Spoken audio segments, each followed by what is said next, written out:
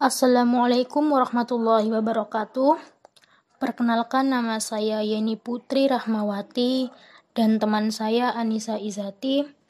Kami dari kelompok terakhir akan membahas tentang bab reksadana syariah. Pengertian reksadana syariah.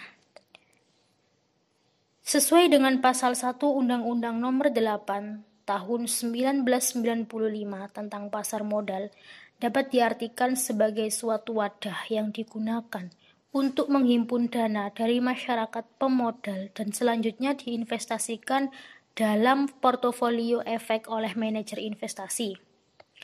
Yang dimaksud dengan portofolio efek adalah kumpulan-kumpulan surat berharga seperti saham, obligasi, surat pengakuan hutang, surat berharga komersial, dan lain sebagainya, yaitu. Dan untuk pengertian reksadana sendiri merupakan jalan keluar bagi para pemodal kecil yang ingin ikut serta dalam pasar modal dengan modal minimal yang relatif kecil dan kemampuan penanggung resiko yang sedikit. Sedangkan jika dilihat dari asal kosakatanya, reksadana terdiri dari dua suku kata, yaitu reksa, yaitu yang berarti jaga atau pelihara. Sedangkan dana yaitu kumpulan, yaitu kumpulan uang. Dengan demikian maka reksadana itu dapat diartikan sebagai kumpulan uang yang dipelihara. Manfaat berinvestasi pada reksadana. Satu, yang pertama itu dikelola secara profesional oleh tim pengelola investasi yang terdiri dari tenaga profesional berpengalaman yang memiliki akses luas terhadap informasi efek dan pasar efek, serta didukung oleh tim operasional dan tim pelayanan nasabah yang mampu memberi pelayanan dan kinerja investasi terbaik bagi pemegang unit penyertaan. Yang kedua, manfaatnya yaitu kemudahan administratif. Dengan berinvestasi di reksadana, pemodal terbebas dari kegiatan analisis pasar dan administrasi yang berkaitan dengan berinvestasi. Untuk yang ketiga yaitu likuiditas. Yang artinya itu unit penyertaan dapat dijual kembali atas permintaan pemodal.